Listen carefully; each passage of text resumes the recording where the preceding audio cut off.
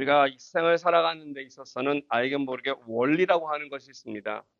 방식이죠. 또 살아가는 규칙이라고도 말씀드릴 수 있습니다. 이와 같이 이 세상은 하나님의 나라의 원리도 있지만은 세상에 살아가는 나라의 원리가 있다는 것입니다. 세상은 어떤 원리로 살아가겠습니까? 우리가 동물의 세계를 보면은 너무나 잘 알 수 있습니다. 동물의 세계는요, 힘센 자가 왕입니다. 힘센 자가 이긴다는 것입니다. 이와 비슷하게 알게 모르게 우리 사람들이 살아가는 이 사회 속에서요, 삶의 원리도 약간 그런 것이 적용이 되어 있지 않나 생각이 됩니다.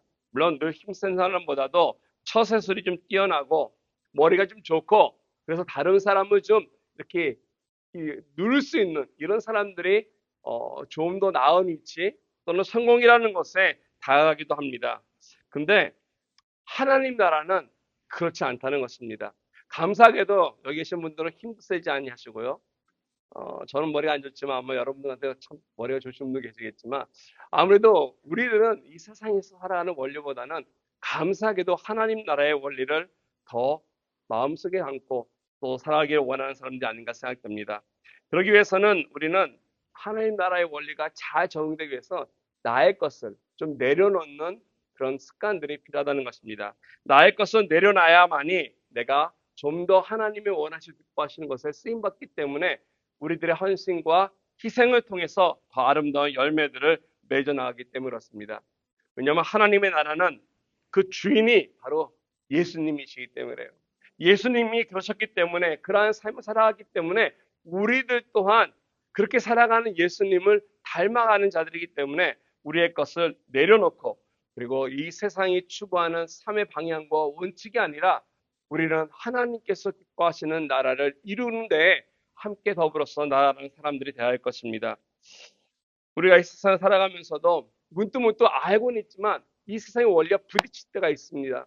그러다 보면은 싸우기 싫어서 그냥 져주고 이 세상의 원리대로 어쩔 수 없이 끌려가는 우리들의 삶의 모습들이 있는데 어떻게 해야만이 우리는 이 세상에서 내가 원치 않는 나를 힘들게 하는 그리고 정말 그릇된 방향이 세상의 원리가 아니라 하나님의 원리에 따라서 하나님께서 기뻐하시는 그 나라를 이루어가며 살 수 있을 것인가 오늘 이 말씀 속에서 함께 봐야기 원합니다. 예수님께서는 우리에게 보여주신 그 삶의 원리의 베이스는 사랑이라는 것이 있다라는 사실입니다. 사랑이 있기 때문에 우리가 이 세상에서 그 사랑을 따라서 사랑으로 섬기고 그 사랑을 통해서 세상을 바라보고 사랑을 통해서 하나님 원하시는 그 헌신을 행할 때 그 가운데 열매가 맺혀진다는 것입니다. 이 세상에 많은 이 지식과 또는 이 세상에서 얘기하고 있는 또 원리들의 기초가 되는 학문이 있습니다. 그건 뭐 어디냐면 바로 우리가 어렸을 때 배웠던 이 철학이죠. 그리스의 많은 좋은 학문들을 학교에서부터 배우고 싶어 합니다. 그래서 거기에서 배웠던 많은 위대한 인물들의 그들이 얘기했던 많은 그들의 지식과 지혜들을 학교에서 가르친다는 것입니다. 알게 모르게 그 그리스에서 그 헬라 문화권에서 전해진 것이 세월이 흘러가면서 점차 우리들은 귀한 우리들의 인류의 보배로 생각하고 진리라고 생각하고 우리가 배워나간다는 것입니다. 근데 그 진리를 가만히 살펴보면 이렇습니다. 그 헬라 문화를 대표하는 대왕이 있지 않습니까? 왕, 알렉산더 왕이 있어요. 알렉산더가 여러 나라를 정복해 나가다가 이런 경험을 경험했다고 합니다. 유대인들과 만났을 때 이런 질문했습니다. 너희들이 말하는 유대인들이 얘기하고 있고 너희들이 알고 있는 정의라고 하는 것은 과연 무엇이냐 물었습니다. 그러니 한 랍비가 알렉산더 대왕에게 이렇게 했습니다. 저희들의 정의는 약간 다릅니다. 그러면서 이렇게 이야기합니다. 어떠한 사람이 물건을 샀습니다. 물건을 사가지고 집에 돌아와 보니까 그 받은 그 물건 속에 그 넉마 속에 자기가 구입하지 않았던 물건인 황금이 그 가운데 있었다는 것입니다. 내가 사지 않았는데 산 물건 속에 같이 황금이 달려왔다면은 여러분 어떡하겠습니까? 내가 쓰지 말았다 그러죠. 이게 왜 떡이냐? 그런데 이 사람은 어떻게 했냐면은 그것을 가지고 다시 자기에게 판 사람에게 돌아갔다는 것입니다. 그러고 나서 그 황금을 돌려주면서 이 물건은 내가 산 품목에 들어있지 않은 것이다라고 이야기했다는 것이죠. 그랬더니 판 사람이 하는 말이 그 물건은 나 또한 거기 있는 줄 몰랐기 때문에 나는 그 안에 같이 포함된 물건을 팔았기 때문에 나의 것도 아니라는 것이죠.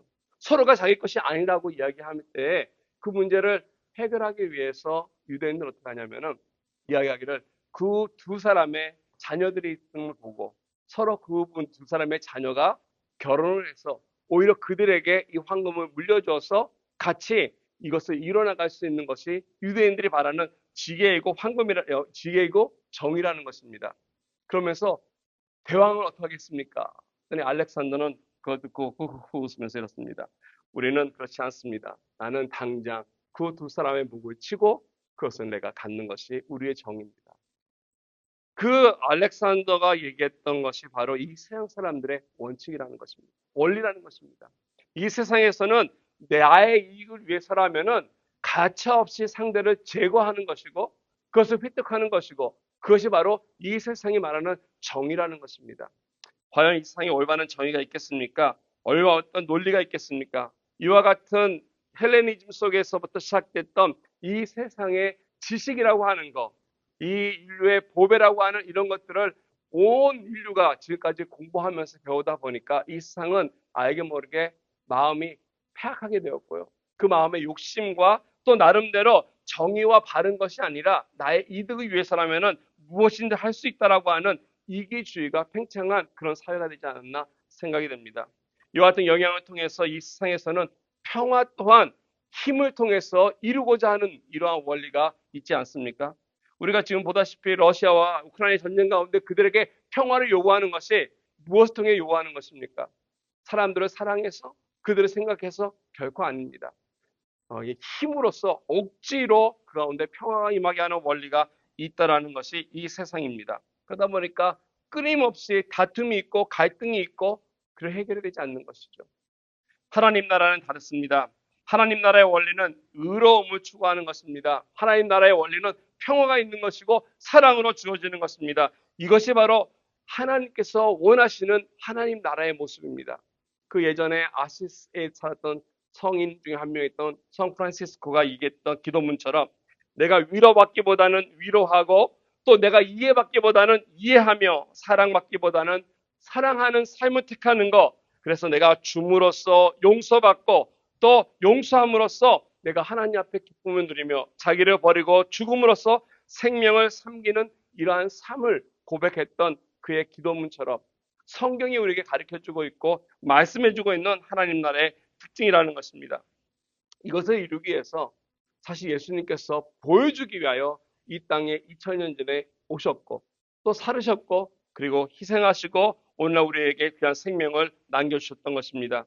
저 여러분들의 이와 같은 주님의 발자취를 보면서 나 또한 이 세상 가운데서 그처럼 살아야 하는데 예수님이 우리에게 보여준 모습대로 좀 내려놓고 나의 것을 희생하고 다른 사람을 생각하며 나누며 살아가야 할 텐데 어떻게 해야만이 그런 삶이 나에게 적용이 돼서 내가 좀 기쁘고 그리고 이 세상에서 열매를 남길 수 있는 인생을 살아갈 것인가. 이래서 하나님 앞에 말씀을 함께 나누기 원합니다. 오늘 이와 같은 삶이 잘 이렇게 원리가 잘 보여지고 있는 이런 말씀인데요. 오늘 10절 말씀 보면 이렇게 나와 있습니다. 17절 말씀 보니까 바울은 하나님 나라가 이렇다라고 한마디로 요약합니다. 즉 하나님 나라는 먹는 것과 마시는 것이 아니요 오직 성령 안에 의와 평강과 희락이다라는 것입니다.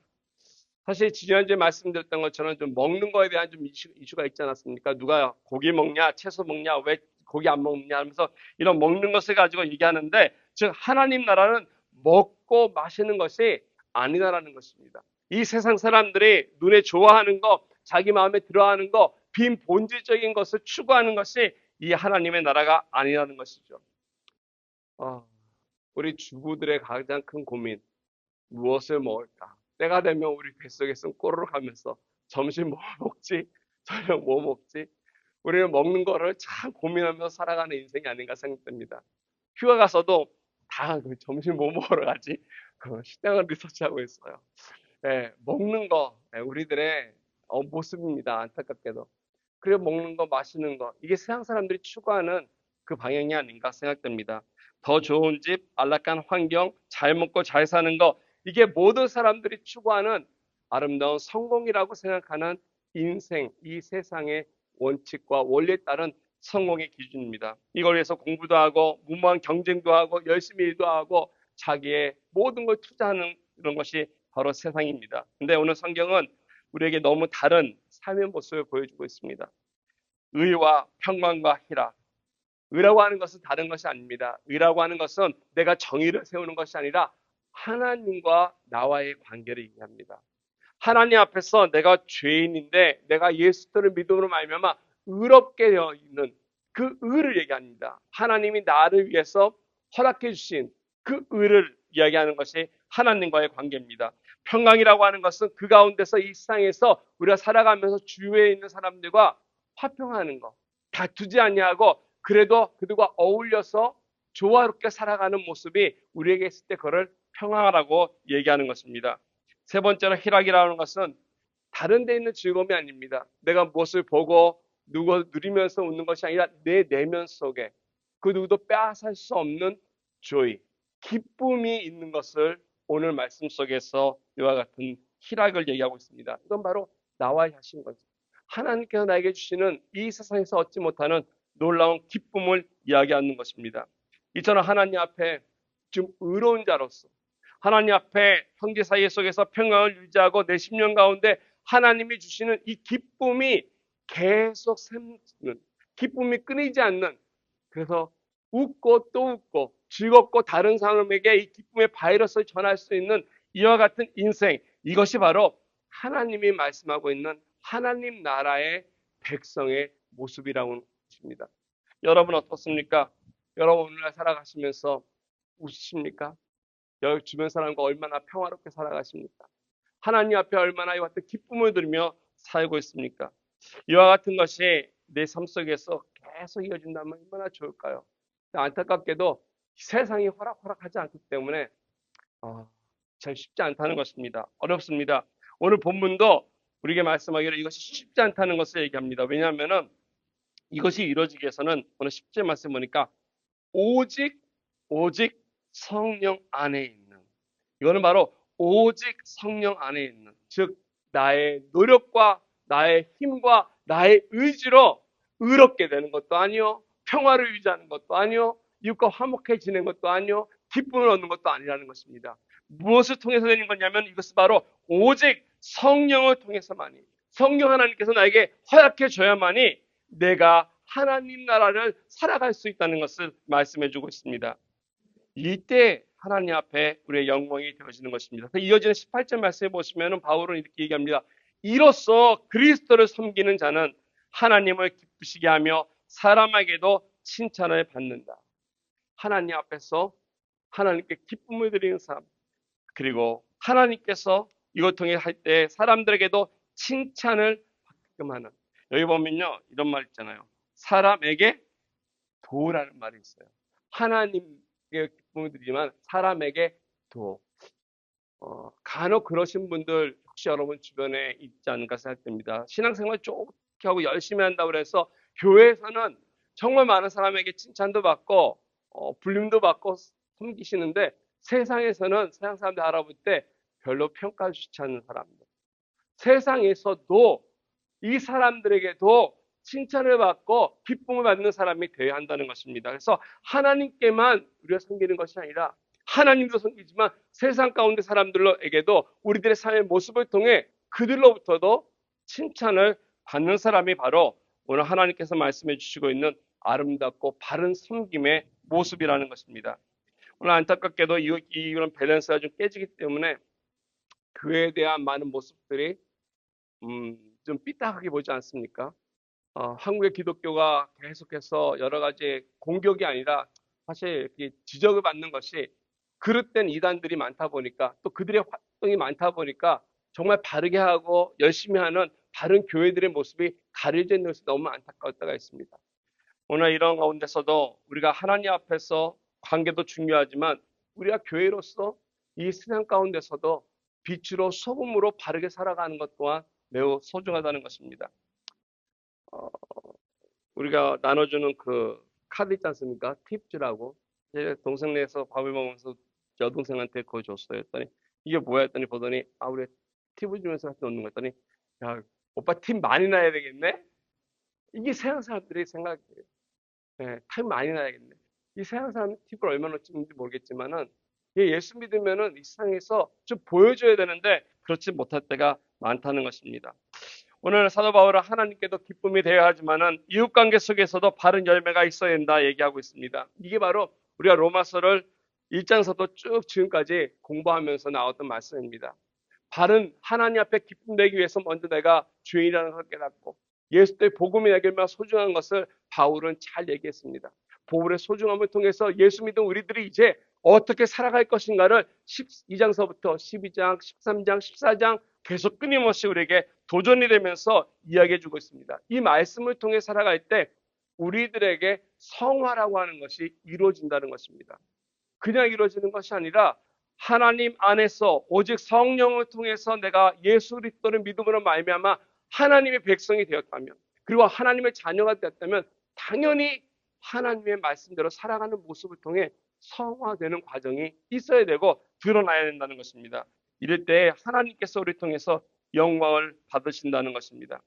책임을 다하고 사랑으로 섬기고, 그래서 오늘 하나님께서 우리들의 믿음의 공동체가 되던 이 세상이 되든 간에 어느 곳에 있든지 사람들로부터 하나님께서 우리에게 열심을 통해 화평하는 일에, 서로 덕을 세우는 일에 힘을 쓰라라고 우리에게 권면의 말씀을 해주고 있습니다. 그래서 오늘 말씀은 17절, 18절, 19절에 이어지면서 하나님 나라를 우리가 머릿속에 좀 꿈을 꾸며 살아갔으면 좋겠습니다. 19절 말씀에 보니까 이렇게 얘기하지만 그러므로 결과입니다. 우리가 화평의 일과 서로 덕을 세우는 일에 힘쓰게 해야 한다는 것입니다. 개역개정에는 힘쓰나니라고 번역이 되어 있는데 영어 성경 보니까 Let us therefore make every effort. 뭔가 보니까 우리가 온갖 노력에 기울인다, 노력한다라는 말도 이렇게 번역이 되어 있습니다.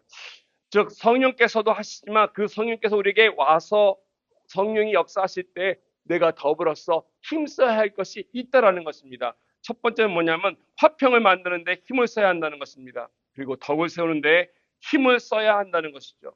나 혼자 할 수는 없으나 내가 가만히 있는 것이 아니라 성령이 함께 하실 때 이런 일들을 하는 데 있어서 장애물들을 제거하는 일은 우리가 하면서 나가야 한다는 것입니다.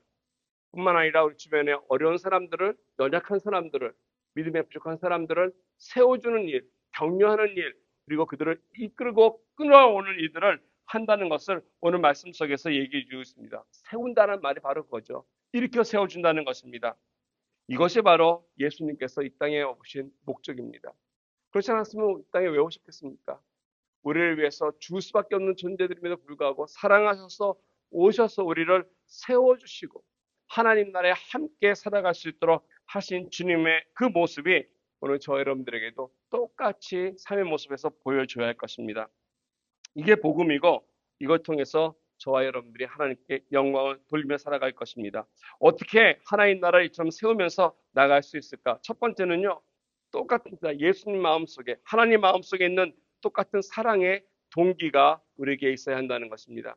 즉 하나님 나라를 살아가기 위해서, 또 세워나가기 위해서 우리가 하나님의 백성이고 하나님 자녀인데 이러기 위해서는 우리 마음속에 동기가 있어야 되는데 이게 사랑의 동기가 되어야 한다는 것입니다. 누군가를 세워주려면 내 마음속에 그 사람을 사랑하는 마음이 있어야 할 것입니다. 그래서 오늘 본문 15절을 다시 한번 보면 이렇게 말씀하고 있습니다.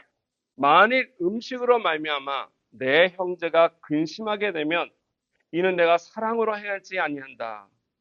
이미 음식에 대해서 말씀해 드렸던 것처럼 이것이 채소냐 고기냐의 문제가 아니라 비본질적인 것을 가지고서 이야기해 나갈 때 그 사람을 좀 생각한다는 것이죠. 함부로 정죄하고 함부로 비난하고 함부로 말하는 것이 아니라 그렇게 해서 그 형제의 마음에 근심하게 된다. 즉 그 형제의 마음을 상하게 한다. 상처되게 한다. 이런 뜻입니다. 상처받게 하고 아프게 한다는 것은 옳지 않다는 것이죠.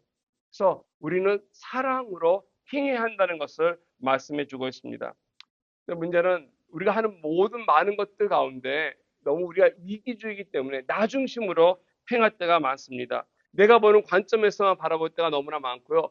그래서 우리는 이걸 매우 조심해야 한다는 것입니다. 말을 하는 것, 어떤 태도 하나 하는 것들, 이런 것들을 볼 때 하나님과 앞에서 형제들을 향해서, 이웃들을 향해서 어떻게 섬기는지 그 동기를 봐야 할 것입니다.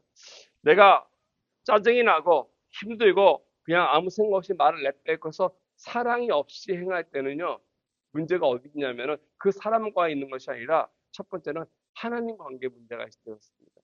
내가 하나님과의 관계가 바르지 않을 때, 하나님과 관계가 올바 서 있지 않을 때는 그 사랑이 조달이 되지 않기 때문에, 그 사랑을 느끼지 않기 때문에 나 또한 이 세상을 향해서 그 사랑을 전하지 못하기 때문에 짜증스럽게 대하기도 하고요, 불친절하게 대하기도 하고요, 말을 함부로 하고 정죄하고 또 시비하는 일들이 일어난다는 것입니다.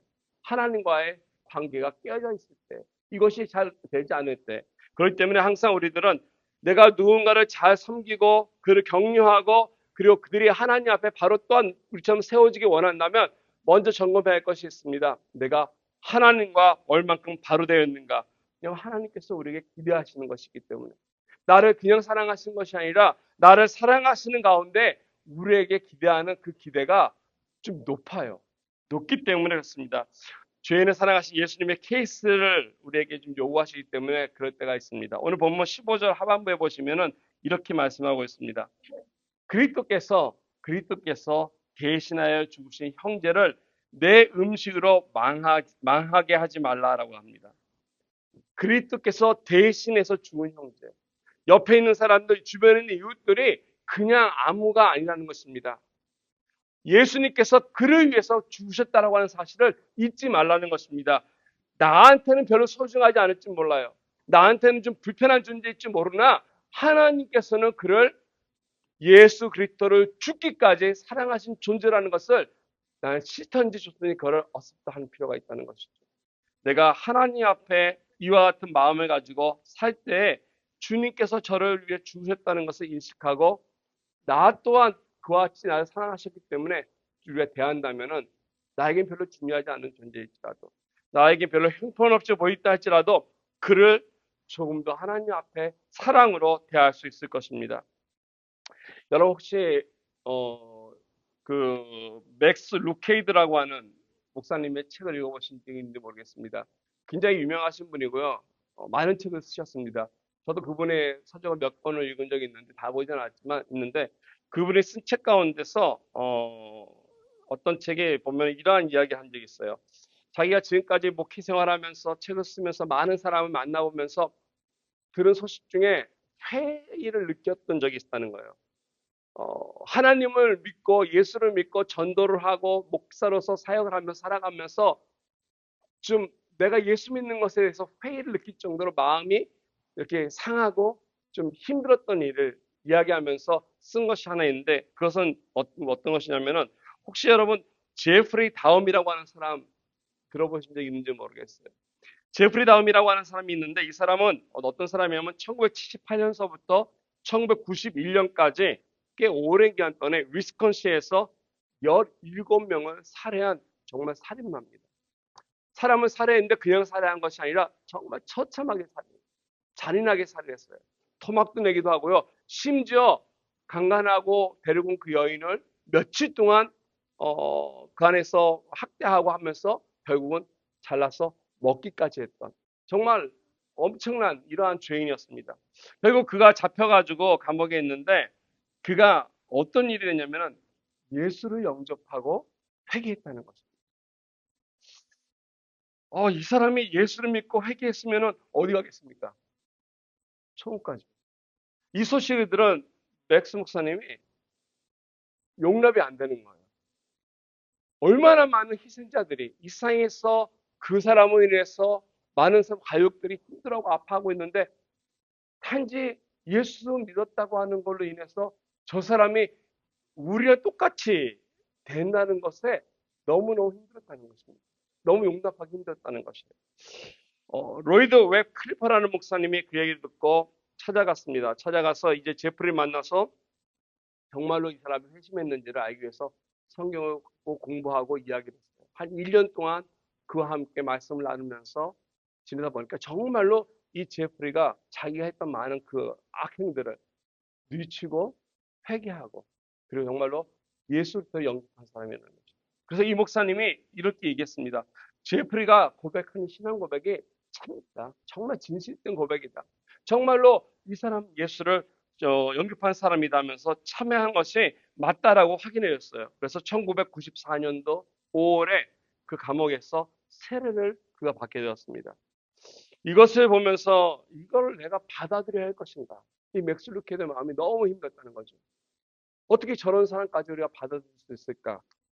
그런데 그가 어느 날 이것 때문에 힘들어하다가 맥스 루케의 마음속에 밤에 새벽에 이런 결론을 내렸다고 합니다. This is heart of gospel. 이게 바로 복음이구나. 이게 바로 복음이구나. 그 누구에게든지 예수 그리스도만 믿는다면 희망이 있고 소망이 있고 영생에 주어진다는 것이 정말 놀라운 복음의 비밀이라는 것을 알겠다는 것입니다. 나 모든 사람에게 잘 살고 열심히 노력하고 순종하려고 애쓰고 착하게 살려고 하는, 그래서 헌신하는 사람만을 위해서 예수님께서 오신 것이 아니라 똑똑하고 능력이 있어서 열심히 많은 일을 하고 헌신하는 사람만을 위해서 오신 것이 아니라 정말로 아무 쓸모없는, 정말 많은 사람들에게 비난받고 그리고 버림받아야 할 그런 사람까지도 용서하실 위해서 이 땅에 오신 그러한 예수님이라는 것을 알고 그들에게도 하나님께서는 귀한 영생이라고 하는 선물을 놀려주는 것. 이게 바로 복음이라고 하는 것을 맥스 루케 목사님은 깨닫겠다는 것입니다. 이처럼 우리가 하나님의 나라를 살아가기 위해서는 정말 우리 마음속에 예수님이 그를 위해서 하신 무엇인지를 생각한다면 그를 섬기고 돕고 사랑해 나갈 수 있는 마음들이 있을 것입니다. 하나님 많은 것들 가운데 내가 그냥 억지가 아니다, 사랑의 동기의 마음으로 한다면 더욱더 그것이 하나님 나라를 세우는데 하나님 백성으로서 당연하게 그런 자격을 갖고 살아갈 수 있을 것입니다. 두 번째로 우리가 하나님 나라를 세우고 하기 위해서는요, 우리가 이 세상에서 필요한 것이 있는데 그것은 배려의 또 법칙이 필요하다는 것입니다. 특별히 성숙한 배려의 원칙이 필요합니다. 상대방을 좀 생각해주는 마음, 고려해주는 마음, 컨시더레이션이 필요한데요. 오늘 내 삶 속에서 이것이 다른 사람을 좀 바라보면서 나의 생각과 행동을 절제하는 필요가 있다는 것입니다. 오늘 본문 말씀 19절에서 22절을 보시면 이런 배려의 성숙함을 잘 보여주는 말씀의 권면의 말씀이 몇 가지 나오고 있습니다. 먼저 19절 말씀에 보면 이렇습니다. 그러므로 우리가 화평의 일과 서로 덕을 세우는 일에 힘쓴다라는 것입니다. 예수 믿는 사람의 특징이 무엇입니까? 크리스찬의 특징이 무엇입니까? 얘기하면요, 바로 덕을 세운다는 것이에요. 덕을 세우는 것이 바로 크리스찬의 특징입니다. 누구를 만나든지 누구를 보든지 그 사람을 격려해주고 칭찬해주고 보듬어주고 박수쳐주는 것, 이것이 바로 예수 믿는 사람의 특징이 되어야 하는 것입니다. 그런데요, 많은 사람들은 그 사람이 넘어지는 거, 그리고 쓰러뜨리는 거, 깎아내리는 거에 관심이 있다는 것입니다. 우리는 사람들을 무너뜨리는 것에 관심이 있는데 예수 믿는 사람은, 크리스찬은 빌드업하는 거에 관심을 가져야 한다는 것입니다. 불쌍한 사람이고 측은한 사람이고 참 돈 많은 사람인데 예수를 몰라요. 그 사람을 빌드업해 줄 수 있도록 예수를 권하는 사람이 우리 크리스찬들이라는 것이에요. 이 세상 사람들은 그런 사람들에게 다가가지 않습니다. 그 사람들이 이용하려고 하는 것이죠. 근데 우리는 그 사람이 갖고 있는 것이 아니라 그 사람 자체를 사랑의 동기로 다가가서 배려하는 가운데 세워줄 수 있는 것, 이것이 바로 우리가 해야 되는 것이고, 두 번째는 20절 말씀에 보면은 이렇게 얘기하고 있어요. 하나님의 사업을 세우는 삶이라라고 이야기하고 있다는 것입니다. 하나님의 사업. 우리 하나님이 하시는 비즈니스가 무엇일까요? 무슨 비즈니스를 하실까요? 여기에서 많은 해석들이 있지만 저는 다른 것이 아니라 복음의 사역이 아닌가 생각합니다. 그래서 우리들을 불러주시고 우리들을 고용하시는 거 아니겠어요? 무보수로 예수 전하라고 복음의 사역, 복음의 길을 여는 것을 우리를 통해서 해나가시는 것입니다. 세 번째로 21절 보시면은 그런 가운데 약자를 배려하라는 삶을 우리에게 말씀해주고 있습니다. 고기를 먹지 아니하고 포도주를 마시지 아니하고 무엇이든지 내 형제로 꺼리게 하는 일을 아니함이 뭐라고 하면 아름답다라고 얘기하고 있어요. 아름답다. 뭐 이게 옳다 바르다가 아니라 화평을 이루면서 그를 배려해 주는 것에 우리가 포커스를 맞출 수 있다는 것이에요. 형제들을 위해서 고기도 먹지 않고 포도주를 마시지 않겠다라고 바울은 얘기합니다. 과연 고기를 먹는 것이 죄가 될까요? 올리캠 바베큐집 가서 고기 먹는 것이 죄겠습니까? 다행히 아닙니다. 얼마나 감사한지 모릅니다. 가서 열심히 우리가 고기 먹어도 죄가 되지 않습니다. 성경은 고기 먹는 거 죄라고 말하고 있지도 않습니다. 왜냐하면 그런 건 사실 비본질의 문제죠. 근데 왜 이런 얘기를 하는 걸까요? 왜 고기에 대해서 그리고 포도주에 대해서 얘기하는 것이겠습니까? 이런 것을 먹고 즐기는 사람들에 대해서 우리가 가져야 할 바른 견해가 있다는 것입니다. 포도주를 마시는 것이 어떤가라고 하는데 여기 보니까는 그냥 뭘 하든지 놔두라라고 얘기하기 때문에 혹시 또 이 설교 유튜브로 듣다가 어떤 분이 장 목사님은 술 먹는 것도 다 허락하는구나라는 오해를 할 것 같아서 제 개인적인 얘기보다는 말씀해 보면 이렇습니다. 신명기 7장 13절에 보면은 구약 성경에는 그래요. 포도주를 축복의 상징으로 사용될 때가 많습니다. 기쁨의 상징입니다.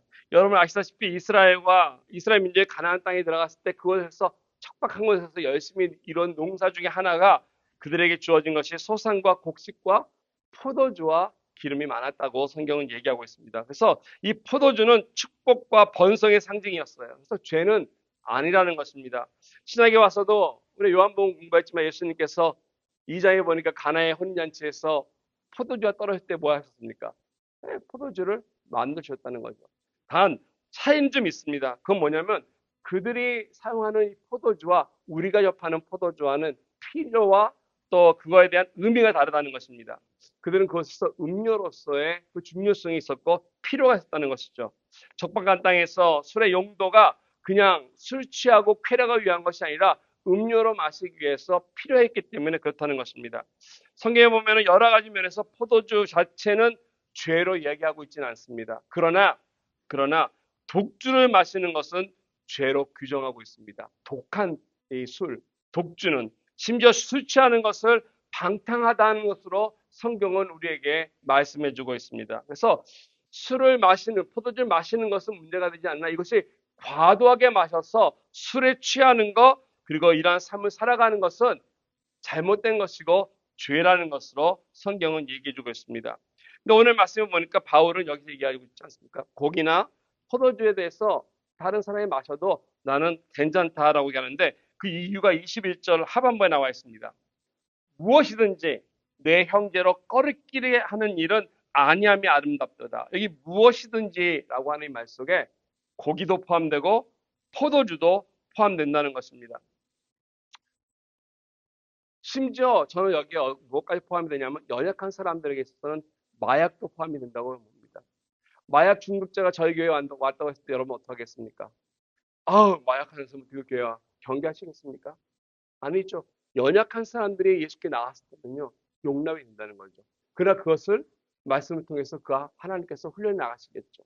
근데 이 과정 속에서 우리가 그들에게 있어서 어떻게 하냐면 이 꺼리끼게 한다는 것을 그들이 하나님 앞에 나오게 하는 것에 우리가 함께 화목하게 하는 것에 실족하지 않도록 넘어지지 않도록 하라는 것입니다. 그래서 나에게 문제가 되지 않나 할지라도 또 나에게 정당화 되지 않나 할지라도 다른 사람에게 꺼리낌이 되지 않는다면 내가 그 형제에 대해서 시험에 들게 하지 않고 그를 어셉트하여야 한다는 것입니다. 중고등부를 지도하고 있을 때 한 녀석이 오늘 머리를 이쪽은 시뻘겋게 이쪽은 또 파랗게 여기 녹색으로 염색하고 나타났어요. 염색으로 나타났더니 그 예배 마치고 나서 난리가 났죠. 교사들하고 제가 어떻게 할 거냐. 제가 염색하고 왔으니까 이제 우리 중고등부 학생부 다른 애들이 다 염색하고 쟤를 교회 나오지 못하게 할 것이냐. 왜 우리 교회 와가지고 저런 거를 퍼뜨리게 할 것이냐. 이제 그 문제를 하고 있는데 우리 교사들 중에 장로님 한 분이 계셨어요. 염색이 문제면 나도 염색했는데 나도 염색했는데 우리가 염색하는 이유는 나에게 나름대로 좀 보이기 위해서 한 거 아니냐는 거죠. 염색이 뭐 큰 죄가 될 수 있냐. 그걸로 인해서 우리가 그 아이들에게 좀 선입견을 가지고 본다면 그건 안 된다는 거죠. 그럼 그것이 맞다고 봅니다. 염색을 했건 그거를 했건 일단 교회에 들어온다면 그리고 우리가 그걸 통해서 교회에 와서 예수님께 나오는 데에 걸림돌이게끔 한다면 그것은 바람직하지 않다고 보는 것입니다. 그대로 우리가 받아주고 용납하는 것. 나는 하지 않을지언정. 그렇다고 내가 덩달아서 염색을 하고 뭐 귀걸이를 하고 코걸이를 하고 그건 아니지만 그의 거리낌 없이 그를 통해서 같이 더불어서 하나님 앞에 하나님 나라에 이뤄가는 데 있어서 인도받는 데 있어서는 연약한 형제에게는 우리와 이와 같은 배려가 있어야 한다는 것입니다. 여기 거리끼게 한다는 것이 바로 넘어지게 한다는 것이거든요. 그렇기 때문에 이런 문제에 있어서는 상대방이 무엇을 느끼느냐 우리가 잘 봐야 한다는 것이죠. 근데 오늘날 많은 사람들이 상대방이 뭘 느끼는지 뭘 생각하는지 우리는 관심 갖지 않습니다. 내가 하고 싶은 얘기 하고요. 하고 싶은 대로 대하고 행동을 마음대로 한다는 것입니다. 그래서 오늘 이와 같은 일들을 가만히 보면 정말로 성숙한 절제가 여기 있다는 것입니다. 성숙한 배려심이 여기 있다는 것입니다. 이게 바로 그들을 잘 케어하고 세우는 것이 예수 믿는 사람으로 하나님 나라의 백성으로서의 성숙함을 드러내는 특징이라고 할 수 있습니다. 많은 경우는 내 생각대로 내 입장에서 하는 것이 아니라 지체들을 마음대로 다루는 것이 아니라 잘 배려하라는 것을 오늘 말씀에 해주고 있다는 것이죠. 2차적으로 우리가 이처럼 하나님 말씀 속에서 이 세상의 원리가 아니라 하나님의 원리대로 하나님 나라를 이뤄가는 하나님 백성답게 살기 위해서는 우리 마음속에 예수님의 그 사랑의 마음을 잊지 말아야 할 것입니다. 나만 사랑하는 것이 아니라 저 사람 또한 그와 같이 사랑했다는 것. 두 번째로 그 상대를 좀 더 배려할 때 한 차원 더 나가서 배려할 수 있는 이런 마음, 양보도 하고 절제하는 마음이 있어야 할 것입니다. 세 번째 우리에게 필요한 것이 있습니다. 그것이 뭐냐면 바로 믿음에 대한 것입니다. 믿음에 대한 확신이 있어야 할 것입니다. 이건 매우 소중합니다. 내가 그들을 대했을 때 어떤 자세로 대할 것인가, 어떻게 섬겨나가면서 하나님 나라를 이뤄갈 것인가인데 이건 내 마음속에 있는 이 믿음의 소신이라고 할 수 있습니다. 22절과 23절 마지막 절 보겠습니다. 여기 보니까 내게 있는 믿음을 하나님 앞에서 스스로 가지고 있으라.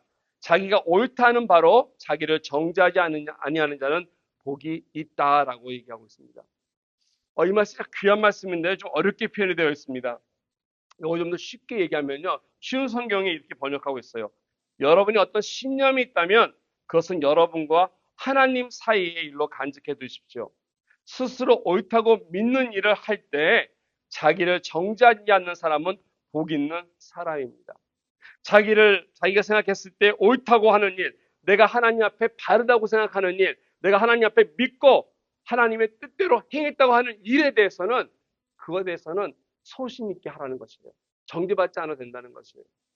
우리가 예수 믿다 보면은 예수 믿는 사람이 좀 독단적이에요. 왜냐하면 우리는 술도 안 해, 담배도 안 해, 많은 것을 지배되잖아요. 그러다 보니까 우리가 함께 하지 못하는 세상 사람들이 많이 있어요. 그렇다고 그걸 다 받아줄 수는 없지 않습니까? 그래서 우리의 것을 얘기했을 때 나의 소신대로 말씀대로 권했을 때 그들이 거절하는 거에서는 정죄받지 말라는 것입니다. 힘들어하지 말라는 것입니다. 왜? 믿음대로 했기 때문에. 그들을 사랑의 동기로 섬기고 배려하고 양보하고 하는 데 있어서 내 믿음 또한 양보는 아니라는 거예요. 내 믿음은 소신대로 하는 것이에요. 거기 안에는 하나님께서 우리에게 있어서 아신다는 거죠. 우리의 마음을 아시기 때문에. 그래서 내가 하나님 앞에 정죄받지 않는 일, 이런 일을 했다면 복된 사람이다. 나의 신앙이 바로 됐다면, 내가 신앙을 바로 하고 바로 믿고 살아간다면 그 삶대로 나 또한 살아가고 있다면 하나님 앞에 복받은 사람이다 라는 말씀입니다. 이게 바로 믿음입니다. 그렇게 되지 않는다면 이 사람한테는 이렇게 살라고 얘기하면서 내가 살지 못한다면 이중적인 것이 되겠죠. 내로남불이 되는 거 아니겠습니까? 근데 예수님께서 말씀하신 것처럼 내가 하나님 앞에 살아갈 때 믿음 따라서 권면하고 믿음 따라서 전하고 믿음에 따라서 사랑하고 믿음에 따라서 그들을 배려하고 양보했다면 문제가 되지 않는다는 것입니다. 마약 중독자, 동성연자를 내가 어셉다고 받아들였어요. 저 사람 왜 저런 거 하지? 내가 믿음 안에서 하나님 앞에 그들을 인도하기 위해서 어셉트하기 위해서 했다면 그 행동은 옳다라는 것입니다. 그렇기 때문에 그걸 인해서 정죄받지 않아도 된다는 말씀을 오늘 바울은 우리에게 얘기해주고 있습니다. 내가 믿는 대로 살아가는 것, 이처럼 소중하다는 것입니다. 하나님의 말씀대로 성경에 기록한 대로 살아가는 것, 이것이 하나님께서 기뻐하는 우리들의 마음이고 우리들의 삶이라는 것입니다. 내가 믿는다고 고백했는데 이와 같이 많은 것들을 내가 하지 못한다면 우리 또한 넘어지고 힘들 때가 많습니다. 이럴 때 하나님이 우리를 붙들어주고 있다는 하는 사실 또한 잊지 말아야 할 것입니다.